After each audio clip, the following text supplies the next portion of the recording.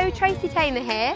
I'm at the Science Museum's Dana Centre for the Voice Makeover, which is part of the Wellcome Trust funded series on the science of singing. The audience will discover the skills, technology and biology which will enable them to transform their voices. Let's find out more.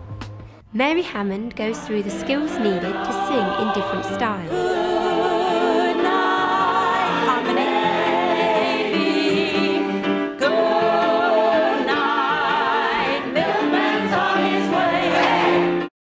Steve Gurevitz has turned the study into a sound studio for people to record their voices.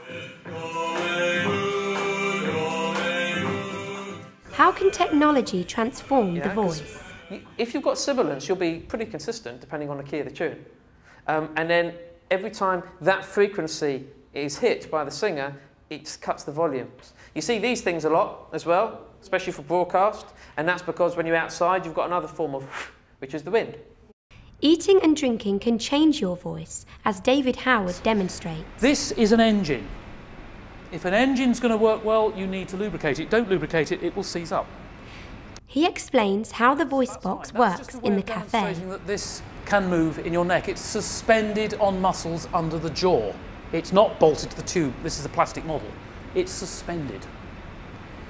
And it's that suspension that you need to have control over for the singing that Mary was talking about. What goes on? So if I put that on my artificial larynx, and can I just ask you to press the button, and would you just squeeze the tube? Can you hear the sound changing a bit as she squeezes the tube? A sort of a, and that is all we've got.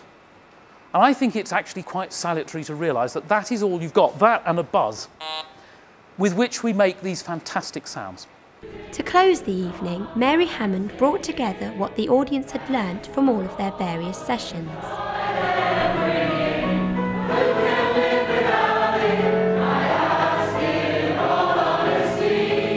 What did people think about their voice makeover?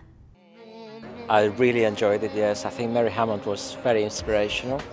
I found it very, very interesting to be able to listen to her, and the works, all the works was really good. I think what's good about it as well is that it gives you the kind of the stepping stone to then go out and discover more about it. So obviously there is so much you can fit into an hour and a half or 2 hour session, but it makes you want to know more. I've had a fabulous evening. It's so important to me as a scientist to put the art together and get people to make sounds and find out how their voices work. Because it's one of those things we know nothing about.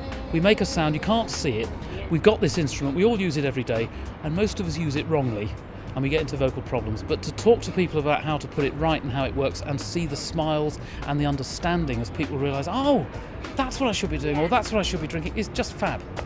Mary Hammond, I had heard a lot about her because I have got a friend who had had worked with her in the West End, and she really did live up to all expectations. She was really, really exciting, interesting and inspirational. It was a really, really good evening. I thought tonight was a lot of fun. I thought tonight was very educational for those who came, obviously. We crammed a lot into a small amount of time. But I think they've all taken away at least 2 or 3 points from my session, I would hope from the other sessions, and it will hopefully nurture their interest in music, the voice and technology. And just talking to the people now, I think they've taken on board more than I could have hoped in the few minutes that I had. But I think it's a great thing that you do here, great thing.